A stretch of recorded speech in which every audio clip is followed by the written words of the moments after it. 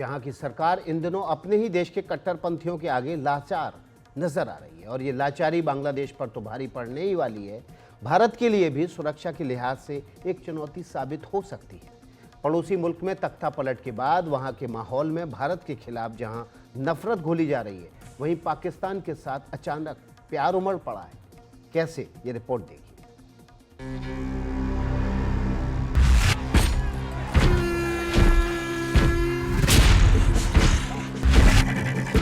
दो तस्वीरें ये बताने के लिए काफी हैं कि बांग्लादेश कैसे पाकिस्तान के हाथों में खेल रहा है। पहली तस्वीर में आप देख रहे हैं कि ढाका में बांग्लादेश नेशनलिस्ट पार्टी का एक नेता भारतीय साड़ी को आग के हवाले कर रहा है। मीडिया में आ रही खबरों के मुताबिक बीएनपी के इस नेता का नाम राहुल कबीर रिजवी है और ये अपनी ही पत्नी की भारतीय साड़ी को जलाकर भारत के खिलाफ नफरत फैला रहा है।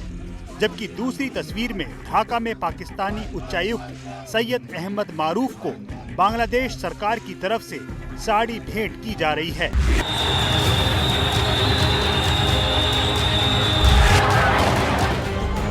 क्या बांग्लादेश पूर्वी पाकिस्तान बनने की ओर बढ़ रहा है? आखिर हम ऐसा क्यों कह रहे हैं? इसलिए क्योंकि तख्ता पलट के बाद वहां की मोहम्मद यूनुस सरकार पाकिस्तान के साथ नजदीकियां बढ़ा रही हैं। दूसरी ओर बांग्लादेश भारत से अपने राजनयिकों को वापस बुला रहा है। बांग्लादेश की सरकार हिंदुओं के खिलाफ हो रही हिंसा पर आंख मूंद चुकी है, जबकि पाकिस्तानी नागरिकों के लिए वीजा नियमों को आसान बना रही है। बांग्लादेश सरकार के नए नियमों के मुताबिक पाकिस्तानियों को अब बांग्लादेश यात्रा के लिए सिक्योरिटी क्लियरेंस लेना जरूरी नहीं होगा।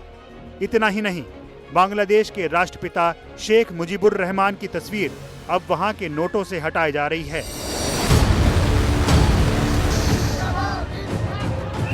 बांग्लादेश में कट्टरपंथी ताकतें मजबूत हों तो इसमें पाकिस्तान का भी हित छिपा होता है। लेकिन शेख हसीना की सरकार जब तक बांग्लादेश की सत्ता में रही, पाकिस्तान की साजिश को पनपने का मौका नहीं दिया।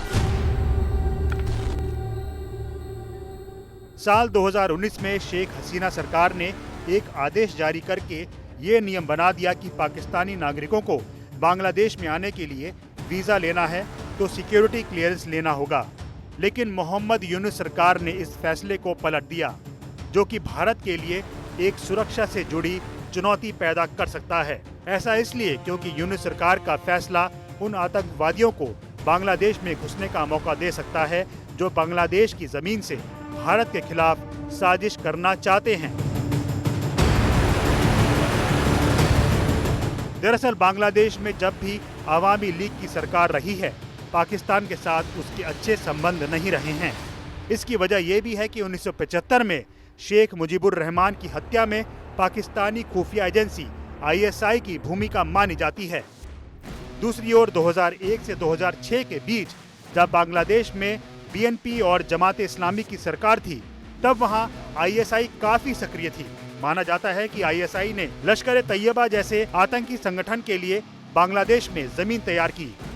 उस दौरान भारत में हुए अलग अलग आतंकी हमलों के तार भी बांग्लादेश से जुड़े हुए थे। 1971 के बाद ये शहर हिंदुओं और माइनॉरिटीज पे सबसे ज्यादा भारी attack. It is the worst situation for the Hindu minority and other religious minorities of Bangladesh since the liberation war of 1971. जरूर 1971 और अब के बीच में हिंदुओं पे अत्याचार हुआ है। ऐसे जैसे 2001 में जब खालदा जिया प्रधानमंत्री इलेक्शन थी, तो कई हफ्तों के लिए हिंदुओं पे अटैक हुआ था और तब ये प्रधानमंत्री अटल बिहारी वाजपेयी जी ने विदेश मिशन स्पेशल एनवॉय बना के और उन्होंने जिक्र किया था प्रधानमंत्री खालदा जिया का, बट वो रुक गया था कुछ हफ्तों के बाद।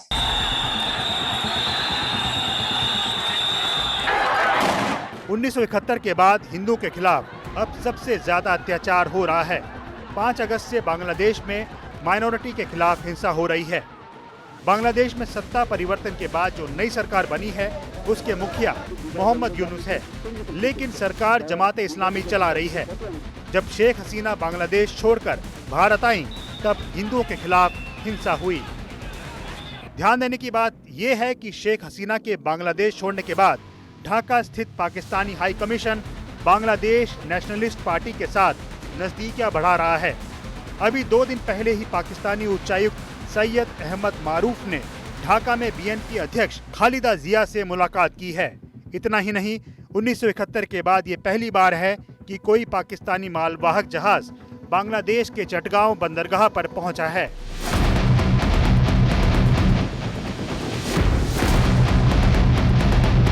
दूसरी ओर पाकिस्तान से बांग्लादेश को आजादी दिलाने वाले शेख मुजीबुर रहमान की तस्वीर को बांग्लादेश के नोटों से हटाने का आदेश दिया गया है। खबरों के मुताबिक बांग्लादेश के संस्थापक शेख मुजीबुर रहमान की तस्वीर नोटों से हटाने का फैसला सितंबर में ही ले लिया गया था। इससे पहले अगस्त के महीने में शेख मुजीबुर रहमान की बेटी शेख हसीना का तख्ता पलट किया गया था। तो क्या बांग्लादेश में जानबूझकर शेख मुजीबुर रहमान को इतिहास से हटाने और कट्टरपंथियों के दबाव में पाकिस्तान से रिश्ते मजबूत करने की कोशिश की जा रही है? बांग्लादेश के भारत विरोधी रवैये और वहां हिंदुओं पर जारी अत्याचार के खिलाफ आवाज भी तेज होती जा रही है। 10 दिसंबर को बांग्लादेश के उच्चायोग के सामने एक विरोध मार्च की तैयारी है। ना सिर्फ ही हिंदू और अन्य माइनॉरिटी अत्याचार हो रहा है, लेकिन पूरी दुनिया में इसका बहुत ही जो है आज की तारीख में बहुत ही फिक्र हो रहा है। आपने देखा होगा कि प्रेसिडेंट ट्रंप ने इवन बिफोर द इलेक्शन उन्होंने 30 अक्टूबर ऐसी डेट को उन्होंने बहुत जोरों से क्लियरली कहा है कि there is chaos in Bangladesh and there is barbaric attacks on Hindus, Christians and other minorities। ये उन्होंने बिल्कुल क्लियरली कहा है। और कल या परसों की तारीख में ब्रिटिश पार्लियामेंट में भी ये सिचुएशन इन बांग्लादेश पे बहुत ही सीरियस डिस्कशन हुआ है। और जो बांग्लादेश के लोगों हैं, जो ब्रिटिश एमपीज हैं, उन्होंने बिल्कुल इसे ऐसे बिल्कुल स्ट्रॉन्ग वर्ड में जिक्र किया है कि बांग्लादेश में क्या हो रहा है। और you know that they have called it on the knife's edge, they have called it ethnic cleansing of Hindus. ये भी उन्होंने ब्रिटिश पार्लियामेंट में ये अल्फाज यूज किए गए हैं। बांग्लादेश की अंतरिम सरकार कह रही है कि वहां हिंदुओं के खिलाफ कोई हिंसा नहीं हो रही है। ये झूठ है। अंतरिम सरकार बांग्लादेश मीडिया के खिलाफ अत्याचार कर रही है। NAOB newspaper association of Bangladesh ने भी बयान जारी कर मीडिया पर हो रहे हमले की निंदा की है। भारत पहले ही बांग्लादेश सरकार से हिंदुओं की हिफाजत की अपील कर चुका है, लेकिन बांग्लादेश जिस तरह से इतिहास के पहिए को घुमाकर पूर्वी पाकिस्तान बनने की राह पर बढ़ रहा है, फिलहाल क्या उम्मीद की जाए?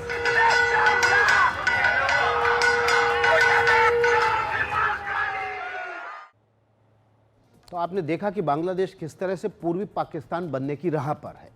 बांग्लादेश में हिंसा और अशांति के हालात हैं, लेकिन कमाल की बात यह है कि वहाँ की सत्ता पर जो मोहम्मद यूनिस बैठे हैं, उन्हें वर्ष 2006 का नोबेल का शांति पुरस्कार मिल चुका है। और वो मोहम्मद यूनिस अब ऐसे देश जो कि दुनिया भर में एक आतंकी राष्ट्र के रूप में जाना जाता है, पाकिस्तान, उसके साथ ये शांति का दूत अब गलबैयाँ करने के लिए आतुर है। चीनी की जो खेप है वो 1970 के बाद पहली बार पाकिस्तान से चटगांव पोर्ट पहुंची है।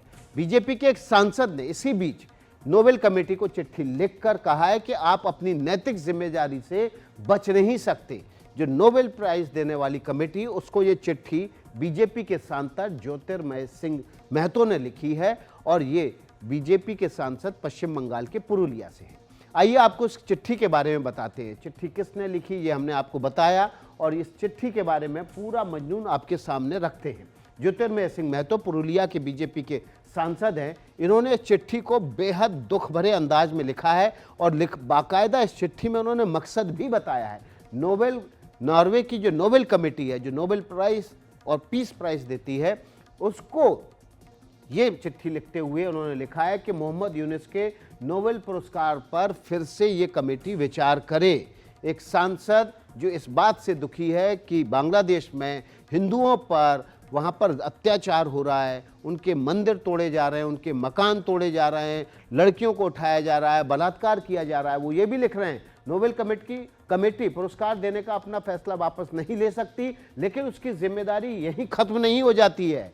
ये पुरस्कार इतना महत्व का है कि आप पुरस्कार देने के बाद हाथ नहीं झाड़ सकते हैं। अगर वो व्यक्ति जिसको पुरस्कार दिया गया है शांति का, वो शांति नहीं रख पाता है या उसके विचारों से, उसके एक्ट से शांति नहीं मिलती है किसी देश को, किसी समाज को, किसी संप्रदाय के लोगों को, तो फिर ये उस पुरस्कार का उल्लंघन है। इसमें लिखते हैं बांग्लादेश में हिंसा बढ़ती जा रही है, हिंदुओं के मकान मंदिर तोड़े जा रहे हैं, बलात्कार और हत्या को अंजाम दिया जा रहा है। और ये एक आध 2 दिन, 10 दिन, 15 दिन की बात नहीं है।